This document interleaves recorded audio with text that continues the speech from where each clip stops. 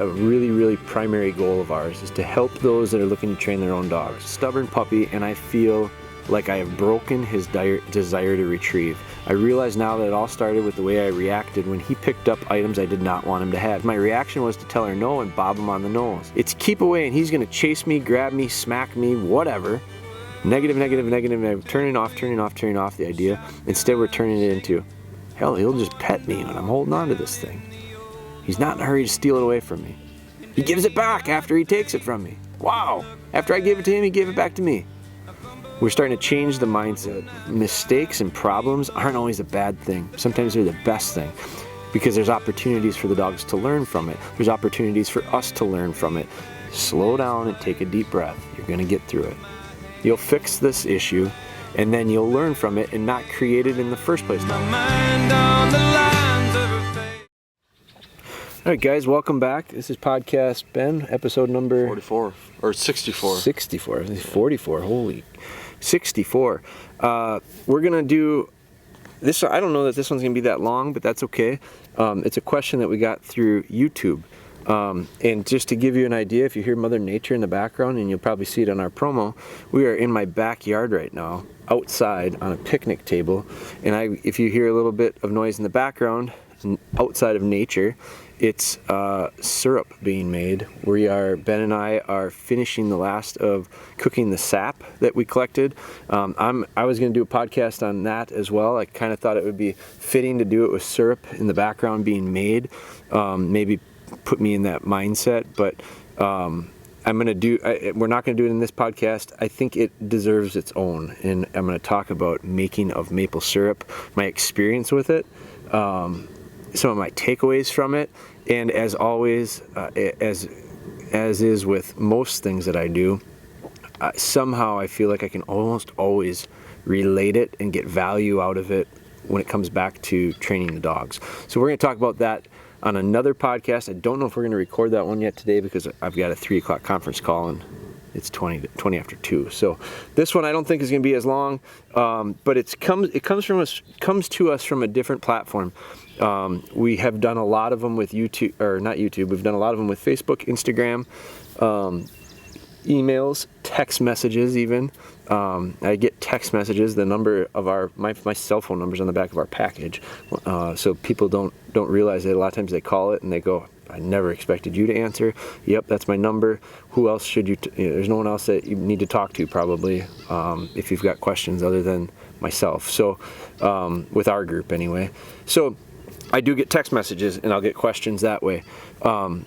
We've answered a lot of them on the podcast that have been generated through different channels. I don't think we've ever done one off of YouTube. We are making a major push on YouTube. On our end, it's a very late push in the big picture. We didn't use YouTube real effectively until not that long ago when Wonder Boy and I sat down and said, what are we missing here? What can we do better to be able to provide content, good content, what we think is good content to listeners, viewers, followers. I do think that is a really, really primary goal of ours, is to help those that are looking to train their own dogs. And that comes from sharing information, sharing stories, sharing a lot of the struggles that I've had, showing you a lot of the struggles that I have, and how I choose to try to sort through them and help and fix some of the stuff that I'm facing. YouTube is a major, becoming a major tool for us. We're hosting several series on YouTube.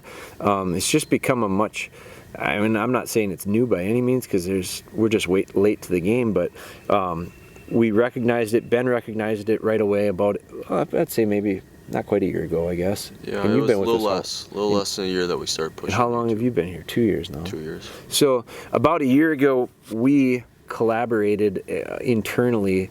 We sat down and said, what can we do here better? And so YouTube was one that came to the top, and we put that on Ben's list of things to do, which is long, and he does a nice job with them. But one of the things was, Ben, this is going to become your baby. I'll give you the stuff to put on there, but I need you to be able to help piece this thing together. He's done a very nice job with it. We've created playlists to try to make it easier to sort through, keep things kind of organized a little bit. this is a question that came from YouTube. So I think YouTube has earned the place. Hell, I didn't even know you could ask questions on YouTube. People comment on stuff. People ask questions on stuff. We get some real weird ones too. We get some real strange comments on YouTube. Probably the strange out of all the platforms, it receives some of the strangest ones. But this was a really good one. Got it about a week ago. Ben has done a good job. I don't check YouTube regularly, so if you're reaching out via YouTube, I don't check it nearly as often.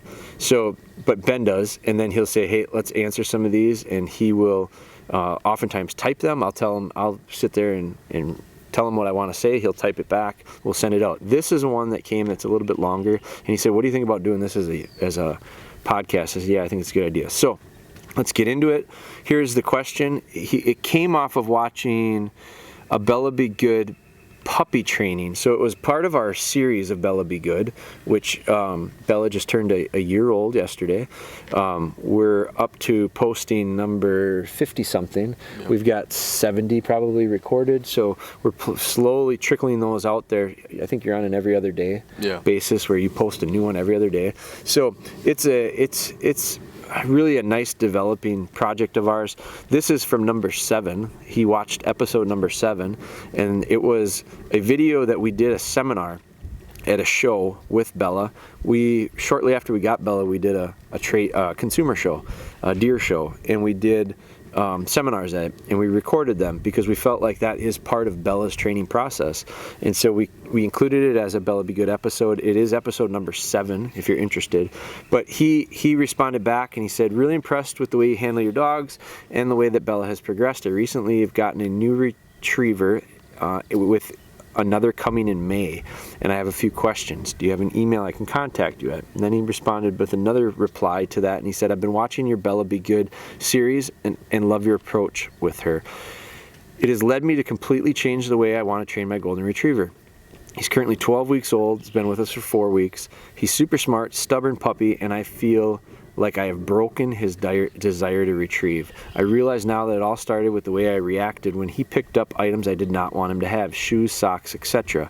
I talk about that in the seminar, about not correcting a dog for picking stuff up, instead encouraging it to become a retrieve." So that's, I think, where the light bulb went on for this guy. So then he says, "My reaction was to tell her no and bob him on the nose. Dumb. Now we have a constant game of keep away when he finds something in the yard, and he could really care less about picking up anything like a ball or bumper. For the last 2 days or so, I've really begun to praise him for anything he picks up, but he wants to play keep away. I must also add that this particular puppy will be a family dog that hunts on occasion. I will be receiving an 8-week-old chocolate lab in May that will be more of a designated hunter, and I don't want the bad habits to be instilled in the golden to be an example for the new pup. Do you have any tips to help me recover from my mistake? I have talked to my wife and children about not chasing the golden when he has something in, but understand we still need to get the bad item from him. Any help will be much appreciated." So here's a couple things. First off, yes, we got to put this into perspective. You've got a 3-month-old dog. It's 100% a puppy. So yeah, you created some bad habits. I think that's maybe the best thing that could have happened. I always tell people that mistakes and problems aren't always a bad thing. Sometimes they're the best thing, because there's opportunities for the dogs to learn from it. There's opportunities for us to learn from it. Don't continue to do them. I think you have to respond accordingly and react and change. But I do think that you have to change the idea of problems or issues, even the ones you create, aren't always bad. This guy is talking almost like throwing in the towel and going, the next one we won't do this with. But you say, is there any way to get this fixed? The dog's only 12 weeks old. You've only had it for a month. That's not very long. Been with you for 4 weeks. You can't be that bad. You can't break a puppy that easily. You can create bad habits, but you got to understand you can reverse them. It just takes a little bit of time. And right now, if 4 weeks is a lot of time, you're in trouble. So you got to understand that it takes time, and you got to be patient with it. So how do you reverse it? Yeah, you can reverse it. Eliminate the opportunities for failure. So pick your stuff up. Anytime you're in the house, pick your stuff up. Second off, stop retrieving. Take a break. Sometimes the best thing, we get on this tangents where we want to just bull through stuff. We run it, especially if we run into an issue, and then we want to fix it, want to fix it, want to fix it, want to fix it. Stop, take a step back, walk away from it, and come back to it later. So I would recommend stopping all retrieves. Come back to it in a week or two. Now think about it. I just told you to take 2 weeks from it, a week or two. That's 50% of the time you've had the dog already. And 2 weeks isn't a very long time. So that just kind of puts things into perspective of slow down and take a deep breath. You're going to get through it. You'll fix this issue, and then you'll learn from it and not create it in the first place. Now, is it going to put you behind a little bit or create a little bit more work for yourself? Yes. But next time you avoid it and you save yourself a couple weeks. But in the big picture, what's a couple weeks? It's really not that big of a deal. Now, what I think you got to do is create success. When you go back to retrieving, it's going to be in a hallway with all the doors closed. And then there is no opportunity to run off. There's no opportunity for the dog to get something that you don't want because there's nothing there. You're going to roll, and don't use a dummy. Don't use a ball. Use a balled up sock. I don't care. Use something. Find a little toy that the dog likes to carry, a little stuff. My kid has a bunch of these little stuff things. There's little wolves, and there's Bella loves carrying those around. To the extent of it's too much. But if there's one thing that she'll hold well, use that, your puppy. And just get the idea of retrieving. I don't care what the object is right now. What I care about is the idea of getting a retrieve. A good retrieve, out and back, out and back, out and back. So what we're going to do is close the doors in the hallway. We're going to get the dog to chase it down, and that's just natural. You didn't take that away from the dog, not by bopping him on the nose one time. Now what you did was you do sound like you have a dog that wants to play a game. Now you stop playing the game. And that'll get real boring. You know how long your puppy's attention span is and focus. It's really short. So if you don't play the game, that game becomes boring. Let's do something else, Dad. And then you're going to have an opportunity, hopefully you take advantage of it, to start shaping and forming the correct behavior. So you're in the hallway, you sit down on your butt on the end of the hallway, and there's a dead end hallway. So my hallway is a wall at the end, 2 bedroom doors, a bathroom door, and a basement door that goes down to the basement, and then 2 closets. They're all closed. And the total length of it is 15 feet, 16 feet. 16 feet's too long, might be too long. So go halfway down the hallway and plop yourself down. Now you got 8 feet to work with. Take whatever your object is, tease the puppy a little bit with it, throw it to the end of the hallway, bounce it off the wall, let the dog chase it, pick it up. Dog runs down, picks it up, turns around, wants to play runaway, wants to play chase me, Dad. And you sit down and you just look at the puppy and you go, come here. Come on, come on, come on, come on. And they go, no, I'm not coming. Nope, I'm not coming. Nope, I'm not coming. Okay. Sit there. How long will that puppy sit still? About 15 seconds, and just go, this is, what else? Now, if you can maybe they don't bring it back to you. Maybe they leave it and just get them back to you. Just call them back to you. Maybe you turn it into a game of recall first.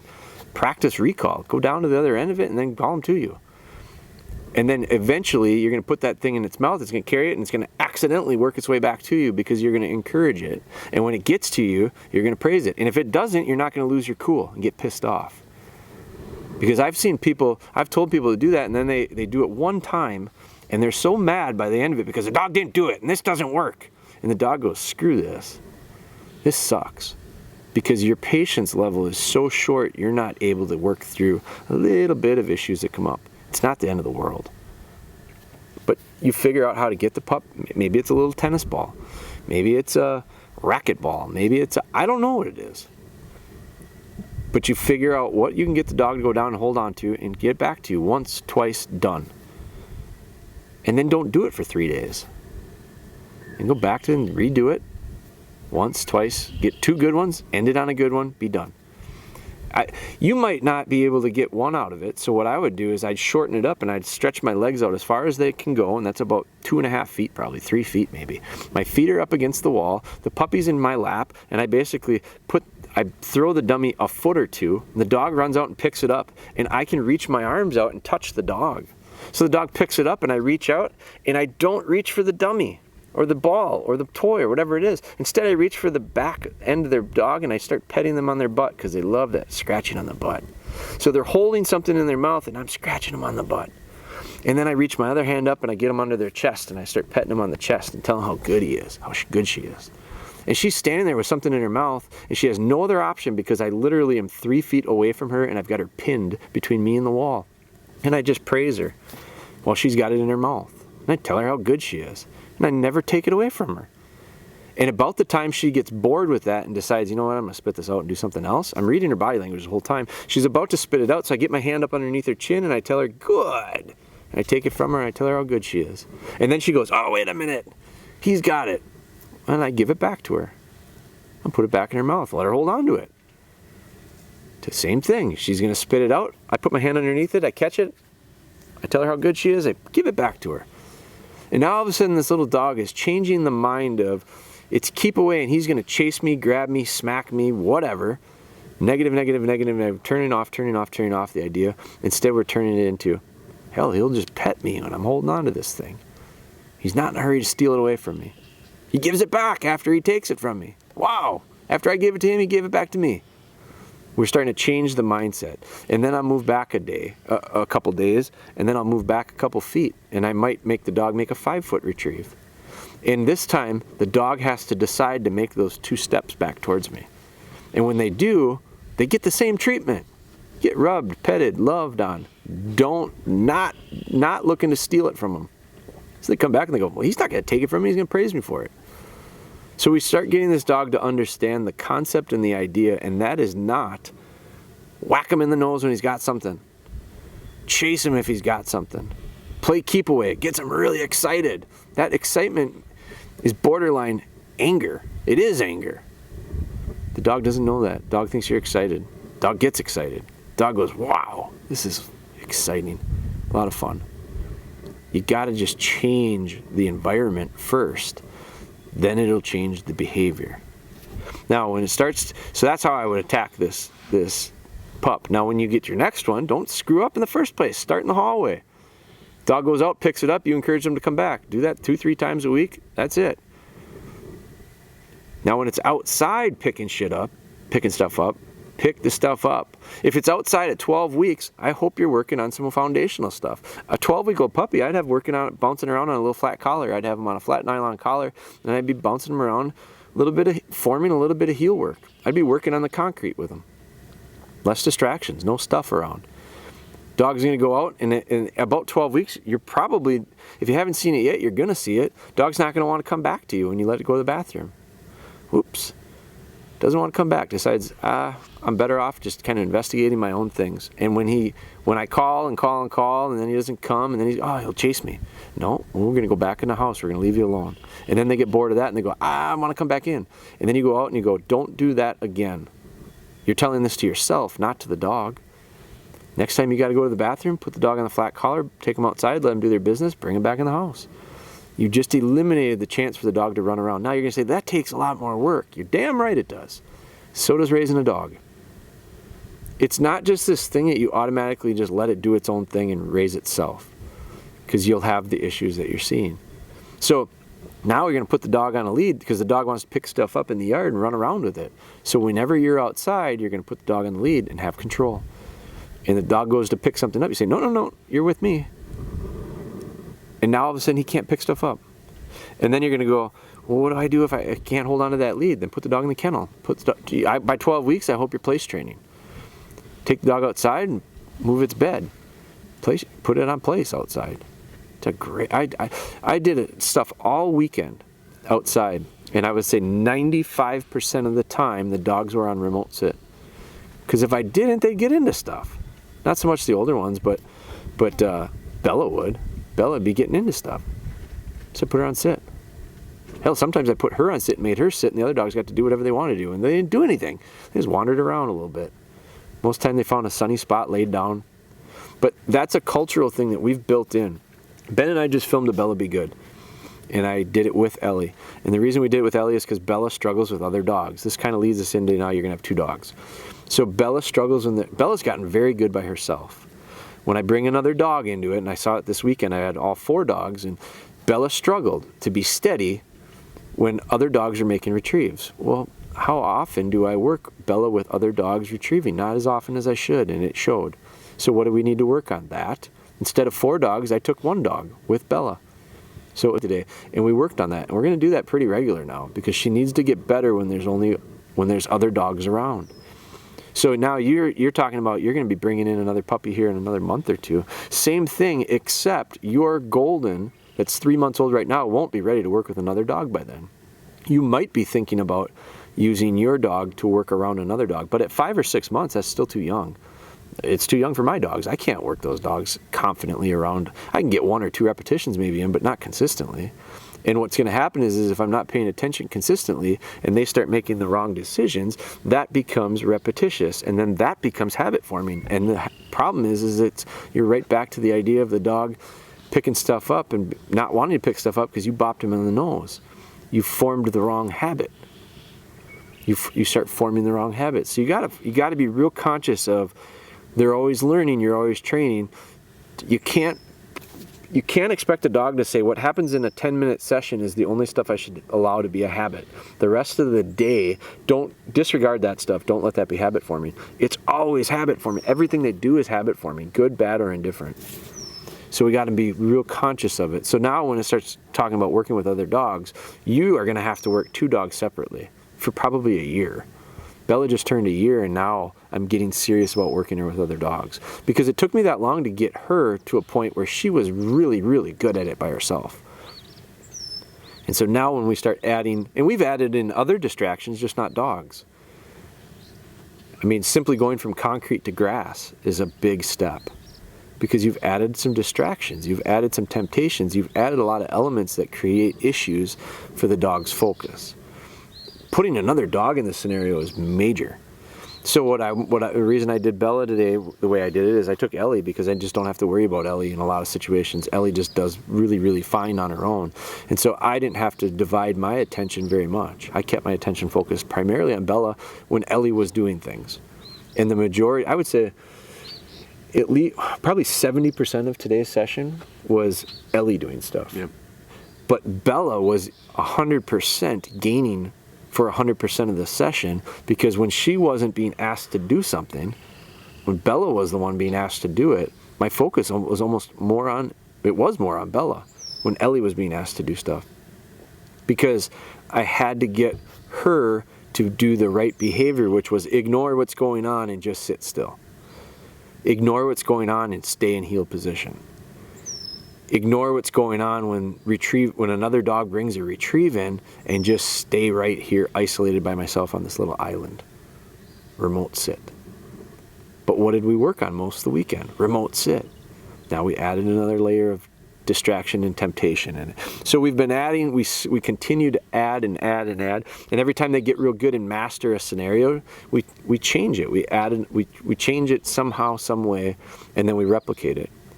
And then we get it real good again, and then we replicate it somewhere else and replicate it somewhere else until the behavior is so ingrained that we can transfer it anywhere we want under any conditions without fail. And I'm not even there with some of our older dogs yet. I mean, some of them are much further along, but I don't know that we're ever truly done. So that's what's going to happen when you start bringing in another dog. You're learning from this first golden. You're going to be better off with your next lab. I think you said you're getting a lab. That's the experience factor. You know, and I'm going to talk a lot about it in maple syrup making 101 in our next podcast because that was a total I made so many mistakes making that syrup over the last month that I look back and I go, why did I do that? How did I not see that coming? It's because I had never done it before. And my studying went to the degree of YouTube videos. Now, I'm not saying you can't get a lot out of a YouTube video. That's why we're pouring so much into our YouTube, because I know there's a lot of people like me that learn how to make maple syrup on YouTube. There's a lot of people that are learning how to train a dog on YouTube. It's a good way, but you can watch it. Watching it will only get you so far. You have to do it. And I watched a lot of videos on making maple syrup to the point where I went, I can do this. And then I made some really, really boneheaded mistakes that after 2 the first time I checked, the second time I checked, the third time I checked, I went, I could do that a little bit better. I saw the issue that came up with that, so why don't I do this? And all of a sudden I started fine-tuning it. I got my first season in of maple syrup making. Year number two is going to be a lot better. I'm going to make a lot of mistakes in year number 2, but I'll learn from that. And, you know, I'll probably talk with some master maple syrup people. You know how they became master maple syrup people? Not by watching it on YouTube. By doing it, making mistakes, or doing it with somebody. That's the other thing. I never did it with anybody. I probably should spend some time with somebody. I had learned a lot of real basic things that I just didn't know any better. But you know what? There's nothing wrong with learning that way. I think it's really valuable. Every mistake I made, I'm glad I did. I'll be much better for it. Dog training is the same way, and that's why I say the maple syrup one deserves its own complete podcast, because it's literally like, oh man, I'm fascinated by the world of maple syrup right now. But I'm weird like that. I get into certain things and I just love them. And I was talking with a guy about it the other day, and he said, it's because you're a process guy. You like processes. You like the idea of a process. And he is right. I do. I think it's really cool. But I do think it takes an understanding of the big picture to realize, and I don't always realize it. It takes me a while to realize it. It's not an overnight thing, and neither is raising dogs. And I used to probably think it should be, could be, would be. It's not. So as you know, I mean, this is fundamental in everything we do. Building this little business of mine. When we started it, I thought, boy, it's going to be a lot faster process, a lot easier process. Things will just really come together, and oh man, this is going to be. And then, you know, you go through this emotion of, boy, it's not that way. Then it becomes maybe a little disappointing at times, and it becomes a little bit frustrating at times. Then it becomes you go through all these different emotions, and then I was able to bring on a partner. When I brought on a partner, I was like, this is the best thing that's ever happened to me, because all the shit that I wasn't good at, didn't want to do, he is. Oh my God, what a little life changer. So we make adjustments, and then all of a sudden we have 2 minds that are working, and then we start building our team, and now we've added Ben, now we've added Dan, now we've added Colton, now we've added Nick, now we've added Libby. We've added all these parts and pieces to this thing, and things go smoother. But it took a lot of bumps and hurdles, and man, it's everything we do. It's your life, it's your family, it's your friends, it's your sports, it's your maple syrup, it's your dog training, it's all of it. So it's a process, and I love processes. And if you're not a process person, that's okay. But I think if you want to, you can't change things that are process set up and developed through processes. Because you're not a process person doesn't mean that you can change those things. What has to happen is you need to change you. And that's good. It's good to be okay with that. So we're trying to help make an understanding. I think the knowledge part is what we're trying to help with.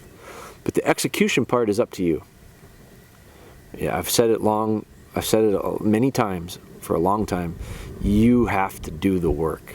I get people that send me messages that say, you know, you're the reason that my dog is this, and I'm so happy and so proud, and this and that, and I trust me, that's motivating. It's inspiring for me to get messages like that. But my response is typically the same. No, I didn't. You did it.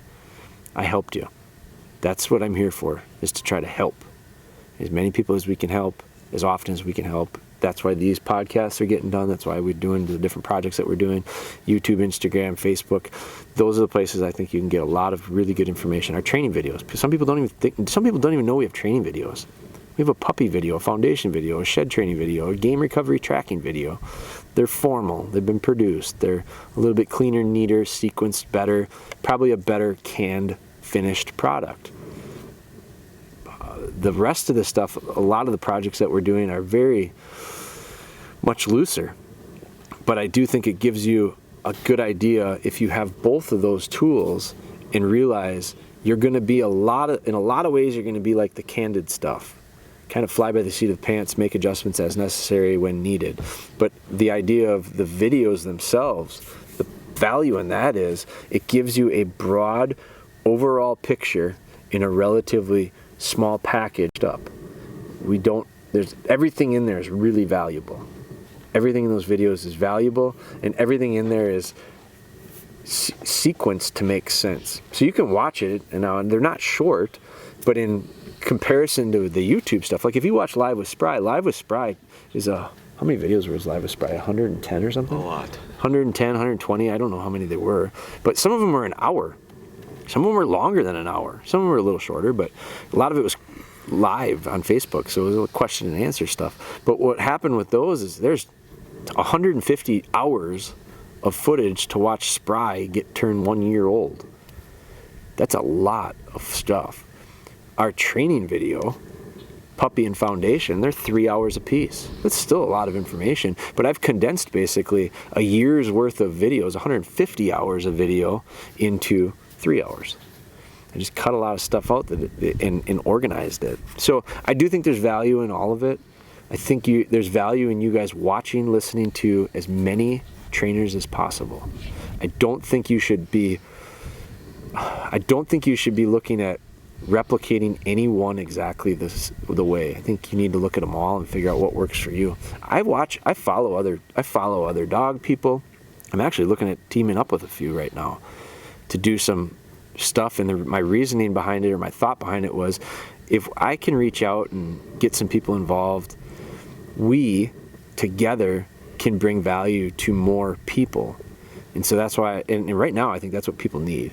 They need value. They need positive things. They need things that they can apply. And so I'm looking at, not every person that I'm looking at working with do I necessarily train how they do, and they don't train how I do. But I think it's important to see everything, pick out what works best for you. So it's just some more upcoming projects that we're working on. But that's it for this podcast. What number was it? 64? 64. 64 is in the books. I just got a notification. I got 12 minutes till I got a conference call. So we're going to be done with this one. Thank you guys for the support. If you would, please don't hesitate to leave us a review or a rating wherever you subscribe to this. If you're on Apple or whatever apps you're on from a podcast standpoint. Someone told me Spotify you can't review or something. I don't even know what Spotify is, but if you wherever you're listening, if there is a chance to review it, I'd appreciate it. If there's a way for you to subscribe to it, I think that would be smart. And if you guys, I do think it's valuable, and I get in the last couple of weeks, kind of tying in with the quarantines and all that stuff, man, the numbers of questions have skyrocketed. Messages I've gotten, like, I can't keep up. I'm doing my best, but there's a lot of them. I appreciate everybody's patience with it. What I think is real important, what I think is it's a key, it's indicative of the times. So I want you to continue to feel open to asking questions. If you've got questions, send them to me. We're going to try to do our best to answer them one way or another. Some of them are a little bit deeper questions, and those make for good podcasts typically. But we are going to continue to try to get you as much help as possible. Like I said, that's our goal. So appreciate the support. Stick with us. We'll be recording more of these things.